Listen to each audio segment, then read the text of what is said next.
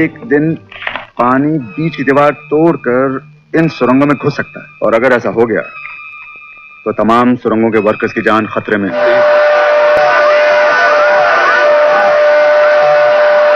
ये कोयले की कान एक अजगर है सेठ साहब, जो रोज अनगिनत मजदूरों को निगलता है और उन्हें चबा के, पीस के, कुचल के, उनके जिस्मों से जिंदगी का एक एक कतरा चूस कर एक लाश की सूरत में उन्हें वापस उगल देता है।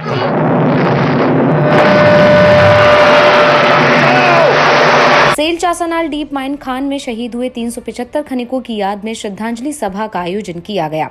चासनाला खान दुर्घटना के 46 साल पूरे हो गए। दुर्घटना में मारे गए 375 मजदूरों को सोमवार को श्रद्धांजलि दी गई, सर्वधर्म प्रार्थना की गई। सेल के ईडी बी के तिवारी समेत सेल के कई अधिकारी और झरिया विधायक पूर्णिमा नीरज सिंह, धनबाद विधायक राज सिन्हा, भाजपा नेत्री रागिनी सिंह, बीसीकेयू के नेता सुंदरलाल महतो व शहीद के परिजनों के नम आंखों से श्रद्धांजलि दी। सभी ने 1 मिनट का मौन रखकर शहीद स्मारक पर पुष्पांजलि अर्पित की और शोक प्रकट किया। मौके पर सेल के ईडी ने कहा कि ये खान दुर्घटना बहुत ही दर्दनाक थी, इसे याद कर रोंगटे खड़े हो जाते हैं। कहा कि खदान में काम करने वाले मजदूर पूरी सेफ्टी से काम करें ताकि ऐसी दुर्घटना कभी दोबारा न घटे। इसको के चासनाला कोयला खदान की दिल दहला देने वाली घटना आज भी यहाँ के लोगों की आंखों में जिंदा है। इस दुर्घटना में हर घर से किसी न किसी की मौत हुई थी। उस समय कोलियरी में चारों तरफ सिर्फ सिसकियां ही सुनाई दे रही थी। 27 दिसंबर 1975 को चासनाला कोलियरी में दिन के 1:30 बज रहे थे, तभी अचानक खदान में विस्फोट हुआ और तेज आवाज के साथ 70 लाख गैलन पानी के सैलाब ने सैकड़ों मजदूरों को अपने आगोश में ले लिया, जिसमें 375 मजदूरों की मौत हो गई थी। उस समय राहत और बचाव कार्य के लिए कोई संसाधन मौजूद नहीं थे। चासनाला खान दुर्घटना ने देश को झकझोर दिया था। घटना के बाद आश्रितों को नियोजन देने की घोषणा की गई थी। कई लोगों को नियोजन और मुआवजा मिला, लेकिन इस घटना में ऐसे कई श्रमिक थे जिनके आश्रित नाबालिग थे। घटना के 46 साल बीत जाने के बाद भी कईयों को अभी तक नियोजन और मुआवजा नहीं मिल सका।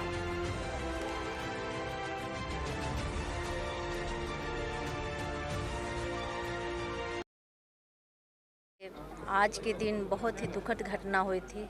एक तरह से देखिए तो आज के दिन काला दिवस है हम लोग के लिए, क्योंकि आज हमारे 375 मजदूर भाई हमसे बिछड़ गए। हमारे कितने माँ अपने बेटा खो गई, कितने पत्नी अपने पति खो गए, कितने घर बेघर हो गए। तो कहीं ना कहीं आज बहुत ही दुखद घटना आज के दिन हुई थी और बहुत मतलब ये कहानी जिससे भी हम सुने हैं बहुत दर्दनाक कहानी है। और आज ज़्यादा कुछ ना कहते हुए आज उस मजदूर भाई के लिए सदा सुमन आज हम श्रद्धांजलि दे रहे हैं। ये दुखद घटना है और ईडी साहब से यही बात हो रही थी कि जो 380 या रिकॉर्ड में 385 कहा जाता है जिन लोगों की जो जान गई, इसमें हर साल जब हम यहाँ आते हैं तो यही बात कहते हैं कि ये विश्व की सबसे बड़ी जो है एक खदान की दुर्घटना हुई थी। और इसी घटना से हमें सीख लेनी चाहिए कि आगे जो हमारे श्रमिक भाई हैं जो काम करते हैं इन खदानों में, उनकी जो सुरक्षा हम कैसे सुनिश्चित करें। वो अगर यहाँ से कोई सीख लेनी है तो यही सीख जो है हमें सबसे बड़ी लेनी चाहिए। बाकी मैं सभी को जो है श्रद्धांजलि हर साल अर्पित करती हूँ और जब तक धनबाद में हूँ, जीवित हूँ, तब तक यहाँ आती रहूँगी और करती रहूँगी। देखिए, इस दुर्घटना को हम केवल दुर्घटना के रूप में नहीं देखते। यह मैं देखता हूं कि आज से 46-47 वर्ष पहले जो 375 लोगों की शहादत हुई थी, मैं इसको शहादत ही मानता हूं। यह इस बात के लिए संदेश है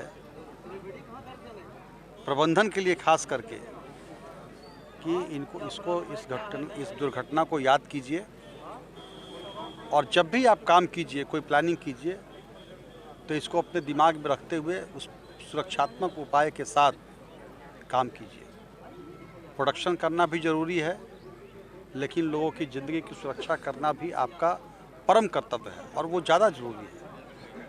तो इसलिए हम आज आए हैं यहाँ पे, इनको श्रद्धांजलि देने के लिए आए हैं और जो कर्तव्य निष्ठित लोग जो थे, जो कर्तव्य निष्ठा को प्रणाम करने आए हैं और याद करके इस बात का संकल्प लेने के लिए भी आए हैं कि हमें भी अपने कर्तव्य पथ पर इसी प्रकार से आगे बढ़ना चाहिए और जो प्रबंधन के लोग हैं उनको इस घटना से सीख लेकर के हमेशा मजदूरों के ख्याल रखने चाहिए, सुरक्षात्मक उपाय करने। विधायक जी, ऐसे कि इस घटना के घटने के बाद फिर दोबारा कोल माइंस में घटना दोबारा घटी थी, क्या उससे भी जो प्रबंधक बीसीसीएल माइंस या देखिए सेल माइंस ये जो गजली टांड की घटना हुई थी, बागडीह की घटना हुई थी, वो तो बिल्कुल प्राकृतिक घटनाएं थी।